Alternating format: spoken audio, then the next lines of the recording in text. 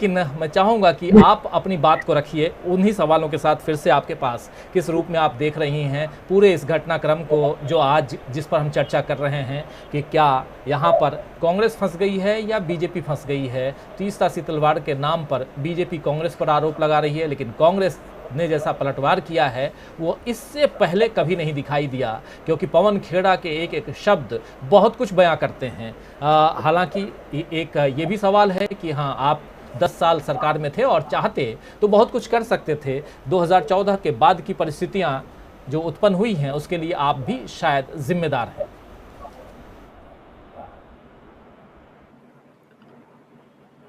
मेरी आवाज आ रही है आपको?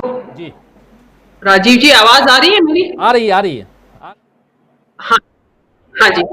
हाँ, तो देखिए, इसमें मैंने अभी आपको बताया कि एक इंटरनल सर्वे की जो बात है वो एक बहुत बड़ा जबरदस्त वहां पे हड़बड़ाहट और बौखलाहट मची हुई है पार्टी के अंदर। इसमें दूसरा जिसको कहते हैं ना कोड़ में खास, दूसरी ये हो रखी है वहां पे कि ग्रुपिज्म, जो बीजेपी के अंदर आपने कभी सुनी नहीं होंगी ऐसी बातें, लेकिन गुजरात के अंदर वहां ग्रुपिज्म बहुत पीक पे है इस वक्त भाजपा के अंदर।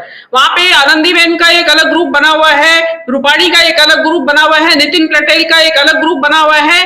और इस वक्त क्योंकि देश की राजनीति में और अंतरराष्ट्रीय राजनीति और शाह बहुत बुरी तरह से उलझे हुए हैं, इसलिए वहां ग्रुप आपस में जबरदस्त उसको कंट्रोल करने में असफल है। बिल्कुल इंटरनल वहां की जो राजनीति बता रही है, तो वो चीज है। कोविड का जो मिसमैनेजमेंट था वो एक बहुत असंतोष है वहां पे, और वो चीज उसकी जो मैनिफेस्टेशन है, जो रिसेंटली जो अभी आज यहाँ पे जो फ्लडिंग हुई है शहरों के अंदर, उसमें अहमदाबाद में मेरे एक पत्रकार मित्र ने खुद बताया कि वहां पे लोग खुला कॉलोनीज की जो बीएमडब्ल्यू और मर्सिडीज कारें जो डूब गई हैं, उनको बोल रहे हैं कि तुमने दिया था वोट बीजेपी को, हमें मरवा दिया। और जो छोटा व्यापारी है उनके व्यापार दुकानें डूब गई हैं बिल्कुल पानी के अंदर। और आप देखिए गुजरात जो इनकी अस्मिता का प्रतीक है, मोदी और शाह की, परेशान है, बारिश में पानी के अंदर डूबा हुआ है गुजरात, लेकिन इनको इतनी फुर्सत नहीं मिली है अभी तक वहां जाने की, वहां उनके दुख दर्द को साझा करने की। बहुत जबरदस्त इस बार, अब ये पता नहीं है कि इस बाढ़ की वजह से ये जो आक्रोश है जनता के अंदर, अहमदाबाद शहर की बात बता रही हूं मैं, और शहरों में भी कितना होगा ये आक्रोश जहां पे लोग बाढ़ के पानी में डूबे हुए हैं। तो अगर उनको वहां मिलने की, वहां उनको दुख दर्द बांटने के लिए वो इस टाइम वहीं नहीं जा पा रहे हैं, तो वहां पे कब जाएंगे वो? कायदा तो ये था कि अगर प्रधानमंत्री नहीं जा पाते हैं तो एटलीस्ट अमित शाह तो जाते वहां, और उम्मीद की जा रही थी। लेकिन वहां बहुत भयंकर आक्रोश है, ये इलेक्शन तक सस्टेन कर पाएंगे वो एक देखने वाली बात होगी। लेकिन सुना यह भी जा रहा है कि दिवाली के आसपास चुनाव कराने की तैयारी है। आपने देखा होगा कि राहुल गांधी की पदयात्रा, जो भारत जोड़ो पदयात्रा है, उसको भी प्रीपोन कर दिया गया है। 2 अक्टूबर से के बजाय उसको पहले किए जाने की तैयारी हो रही है। उसका कारण भी यही है कि इलेक्शन जो है दिसंबर के बजाय उससे पहले होंगे, और करना भी जरूरी है। देखिए श्रीलंका का भूत, डेमोक्रेसी की तलवार लटकी हुई है केंद्र सरकार के ऊपर। बात में ये विषय एक आम चर्चा का विषय है कि हिंदुस्तान में श्रीलंका होने वाला है।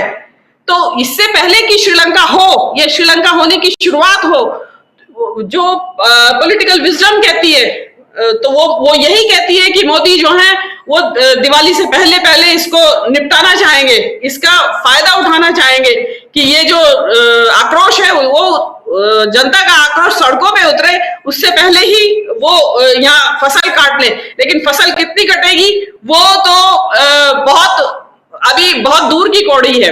रही बात इन दंगों के बारे में, जो ये बात आज आ रही है तीस्ता सीतलवाड़ और अहमद पटेल की, भाई आपने भी कहा कि जिंदा रहते तो उनकी ये सामने नहीं आई बात। जो अहमद पटेल है उन्होंने राज्यसभा का इलेक्शन लड़ा, उस वक्त कोई बात नहीं आई। कायदे में तो उस वक्त ये बात उठाई जानी चाहिए थी। उस वक्त आप अहमद पटेल के ऊपर उस वक्त आपको आरोपों की बौछार करनी चाहिए थी। और आज अहमद पटेल आज से नहीं, हमेशा से बहुत लंबे समय से कांग्रेस के ट्रेजरर रहे हैं, और एक विश्वास वहां जो हाईकमांड के एक विश्वस्त रहे हैं।